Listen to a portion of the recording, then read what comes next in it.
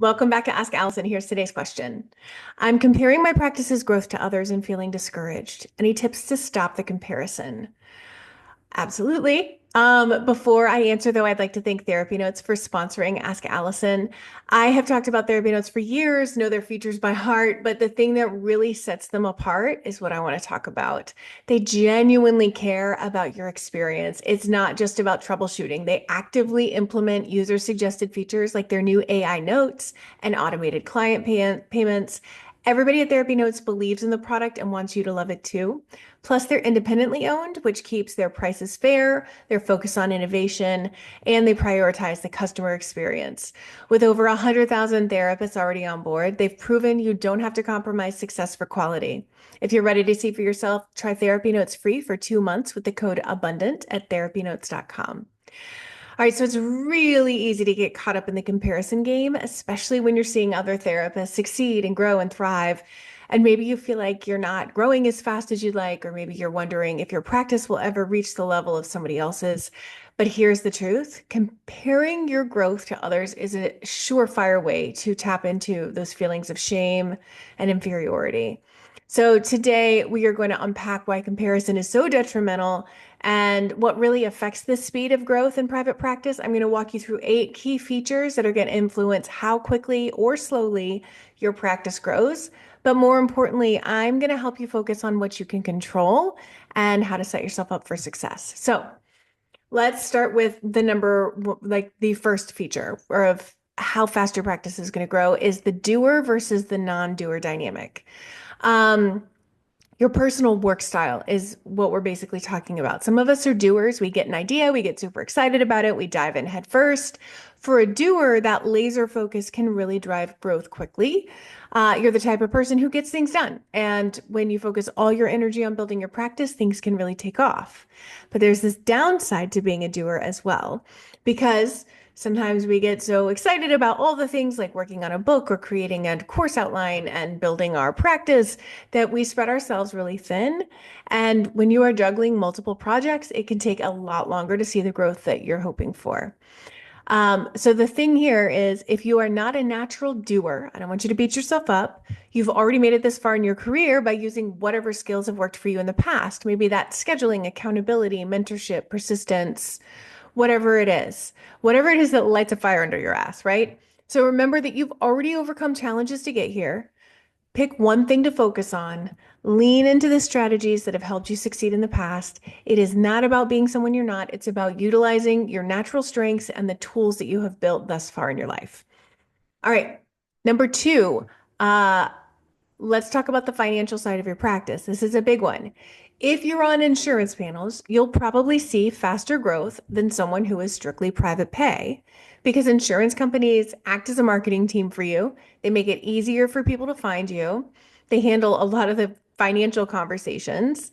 Insurance can help you build a larger clientele quickly because it makes your services more accessible to people who might not be able to afford it otherwise. But here's the thing that gets tricky. Insurance companies may not always pay well. Some can be a really huge headache to work with.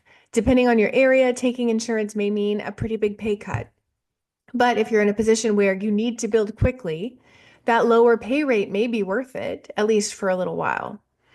On the other hand, private pay gives you much more control over your rates and can be a lot more financially rewarding in the long term. But that doesn't mean it's like the fast track to growth. It will take longer to fill your caseload if you're private pay. But if you're comfortable with a slower and steadier pace, then this can be a better choice for you. Ultimately, you need to decide what works best for you. And if you are considering taking insurance, make sure you do your homework. Learn what the insurance companies in your area are like. Talk to your local colleagues, get insights about what it might be like for that insurance to be a part of your practice. Next is finding your niche. 99.9% of the time, having a clear niche is going to help you grow your practice much faster than being a generalist. And let's be real, most of us didn't get into this field just to be average at everything. We got into this because we have a passion for helping people. We want to work with those who really benefit from our expertise. The key here is to choose a niche that aligns with what you're best at and the people you enjoy working with. I know that there's a lot of pressure to pick a popular niche that promises quick success. Don't fall into that trap. The best niche for you is the one that lights you up. When you're excited and you're energized by your work, that enthusiasm shines through. It attracts the right clients through great marketing. Some niches are going to take longer to develop than others. So remember, any niche can be successful if you're really passionate about it. If you're someone who loves working with teens, families, individuals, whatever, going through a really specific challenge, that's your niche. Your niche is the challenge itself as they describe it. It's not their understanding of it 3 months into sessions. It is what they're coming into therapy for. Don't chase a niche just because it seems like it's going to be really marketable or have faster growth. It is creating a practice you love that serves your ideal clients that I am really wanting for you. Um, this next one's kind of tricky, but it's true. Your location has a really big impact on how quickly your practice grows. I am not talking about where you rent your office space for those of you who are in person. I'm talking about your city in general. If you're wanting to have some kind of more localized therapy, whether that's in person or whether that's online. If you're in a city that already values therapy, then you're in a really good position. If you're not, I would market to those cities that really value therapy. People in those areas tend to already understand the importance of therapy, and it is easier to build a client base when you're not having to convince people that therapy is like a real thing. Um, that said, some less saturated markets can also be a great opportunity, especially if your community is starting to recognize the value of therapy.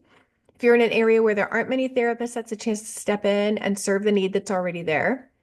But at the end of the day, it's about finding the opportunity where you are, whether that's a crowded city or a smaller town or virtually throughout your entire state. Fee structure is another thing that is going to make or break the speed with which we build. You might think that lowering your fees is actually going to bring in more clients, but that is not the case. Perceived value is a really huge factor in how clients choose their therapist. One of my clients shared a story that stuck with me. I've actually had a couple clients share this recently, but she was looking for a couples counselor. She realized that she had already ruled out all the therapists who charged the same rate she did because she assumed that they were less competent. Instead, she chose somebody with a higher fee, assuming that that higher price signaled more experience or expertise. This is not about judging others or assuming that high fees always mean high quality therapy, because that's not the case. It's just a reminder that your fee is a part of your perceived value. So don't be afraid to raise your fee if it feels aligned with what you want and need in your life right now. Pricing is not just about what's fair to you, it's about how your clients perceive the value they're getting. Marketing your practice is a really, really, really huge part of all of this. It can feel really overwhelming at times. There is so much advice out there on how to market, but the reality is just because something worked for the person in the office next to yours or your friend you went to grad school with does not mean it's going to work for you. The best marketing strategy is the one that aligns with your strengths and it allows you to stay consistent. So, I say all therapists need to have a great website. All therapists need to network. But some therapists love social media, while others find that writing blogs or running workshops are their sweet spot. The trick is finding what's authentic to you and stick with that. Because marketing is definitely not about doing everything that could bring in clients. It's about doing very few things really well. So instead of throwing everything at the wall and seeing what sticks, choose up to 5 strategies that resonate with you and keep doing those consistently.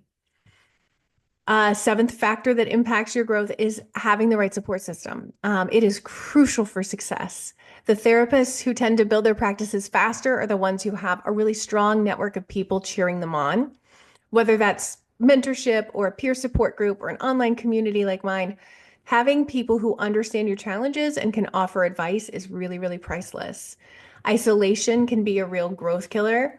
The more you connect with others who are on the same journey, not the naysayers, not the people who say, wouldn't you like a nice, steady, stable job? Let's not talk to those people about your business.